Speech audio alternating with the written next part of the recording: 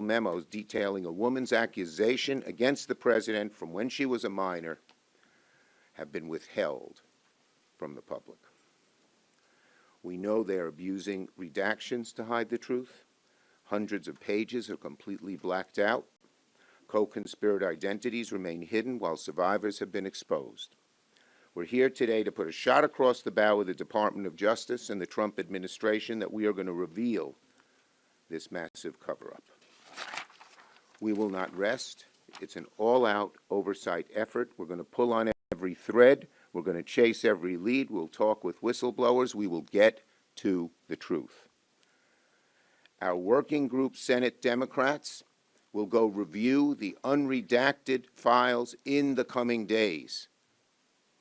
Let me repeat that. Our working group Senate Democrats will go review the unredacted files in the coming days.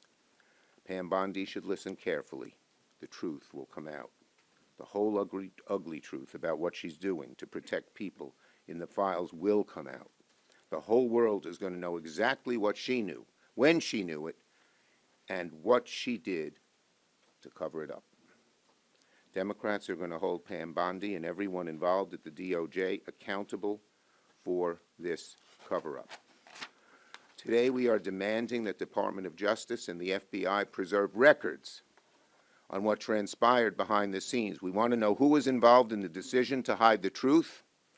And a warning to the Trump cronies working on this: we will know if you are destroying documents and evidence. You will not outrun the law. You will not outrun the truth. This isn't political. The survivors deserve the truth, and the American people are demanding it. Democrats and Republicans agree the American people deserve the truth.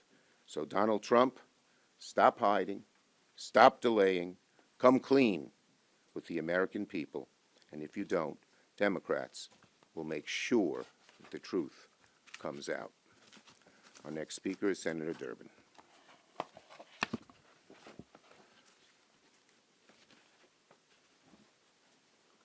Thanks, Senator Schumer.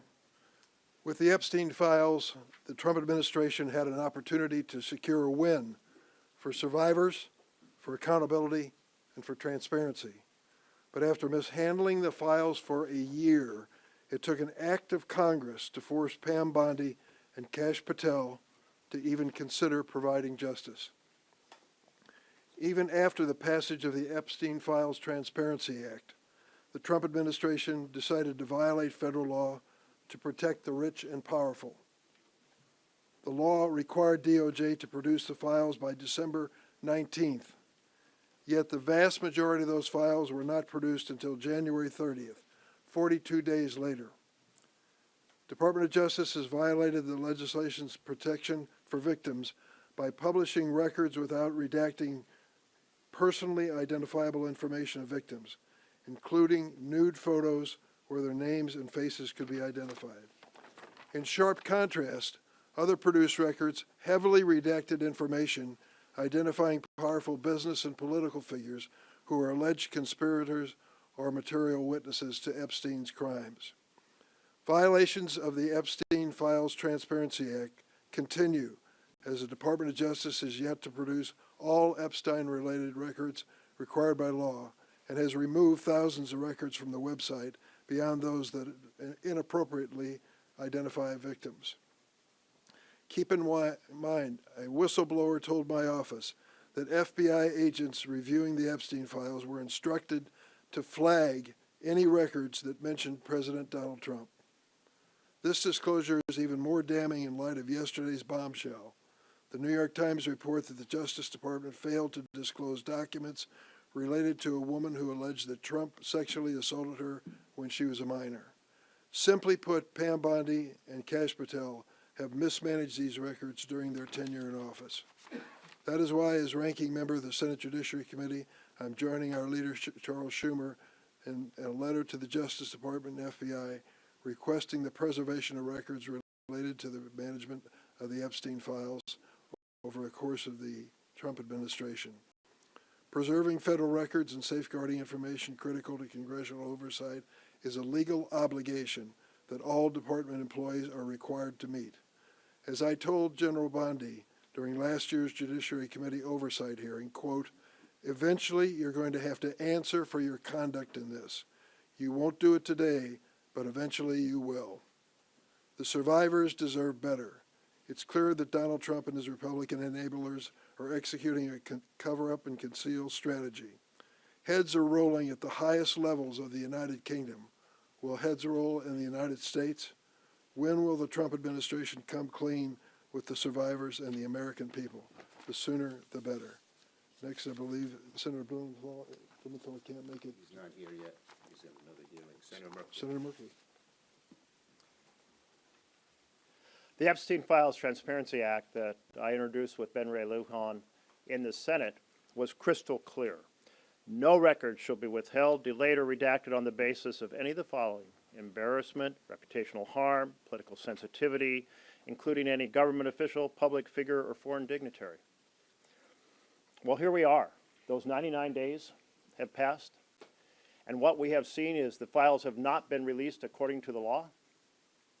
We have seen that victims' names and photos that were supposed to be redacted weren't redacted, and all kinds of redactions appear to have occurred for folks who are potential perpetrators. And we're seeing the Epstein files reverberate across the world. The Prime Minister of Norway, the former ambassador from Britain to the United States, King Charles' brother. But what about here in the United States of America? Why is there no accountability here in the United States of America for these atrocious crimes, the place where they occurred? We know that there were about 6 million pages, of which only somewhat more than 3 million have been released. We want those other 3 million released. And among them are these 50 pages that entail, as the New York Times said, claims made in 2019 by a woman who came forward after Mr. Epstein's arrest to say she'd been sexually assaulted by both Mr. Trump and Epstein when she was 13 to 15 years old. And it goes on to say that there were 4 interviews with this woman, and only one of those interviews was released. Where are the other 3? Now, we know the other 3 exist because they are in the index. And yet, the pages are missing. How can anyone justify that these interviews have not been released? So, that is a massive cover-up by this administration. It's a massive and unacceptable cover-up. We also know from the Telegraph that there are 6 secret storage units rented across the country by Epstein that may have contained information that the Department of Justice hasn't apparently attempted to retrieve. By unanimous consent, the Senate said, yes, we passed the Epstein Files Transparency Act. Senator Schumer came forward and tried to strengthen that act with some real penalties, and the Republican whip objected. Well, if Republicans were with us on seeking full disclosure, why object to putting more teeth into this bill? We all together, Democrats and Republicans, should be saying yes on transparency for the public, yes on accountability for the perpetrators, and yes for the closest thing we can get to justice for the victims. Senator Gallego's been relentless on this issue. Senator Gallego. Thank you.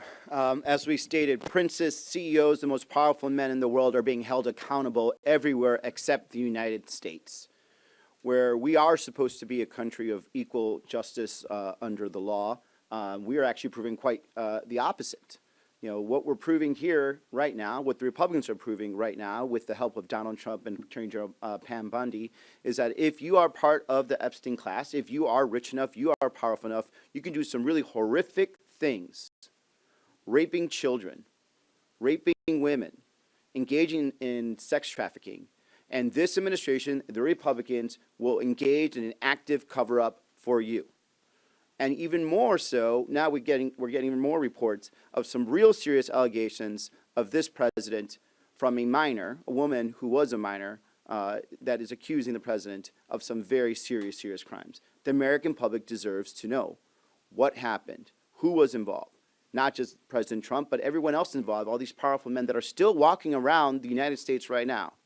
We're only talking about a couple years removed, a decade removed from a lot of these allegations. These men are still in power. These men are still potentially victimizing women, victimizing children. And the fact that this administration is actively covering up past crimes potentially means they're covering up current crimes.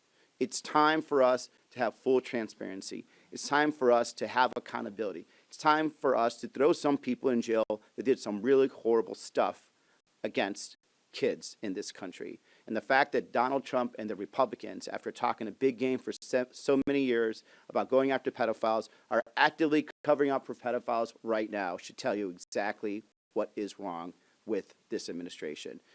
I, unfortunately, am going to have to go read those redacted files next week. It's one of those things that you don't want to do.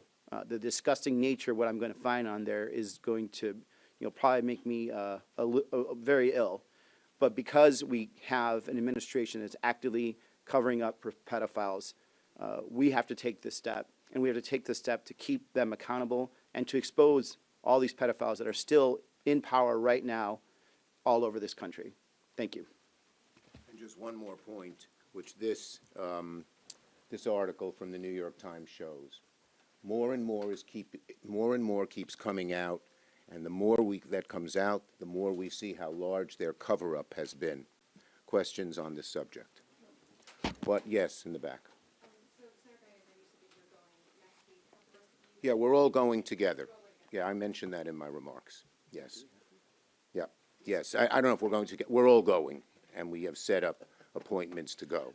Yes. Leader Schumer, you asked for unanimous consent on the floor a few weeks ago. Whip Barrasso objected. What is your floor strategy moving forward to kind of get Senate action on this?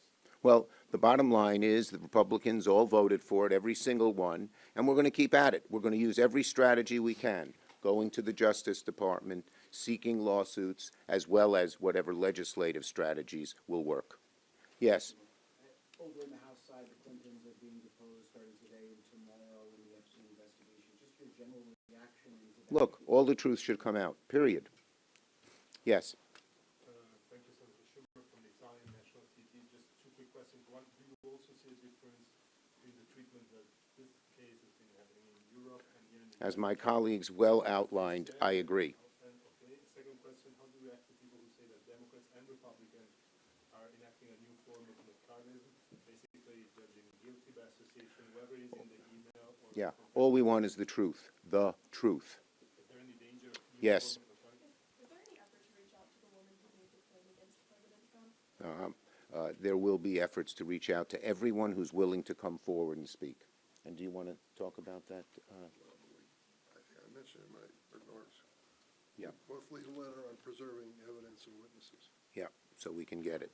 Yes. When you see the unredacted documents, what can the public expect from you to inform them? Can you do anything to inform them? Well, we're not going to prejudge. Let's see what's in the documents. We want to protect people's identities, but we also want the truth to come out, and we will walk that line with great vigor.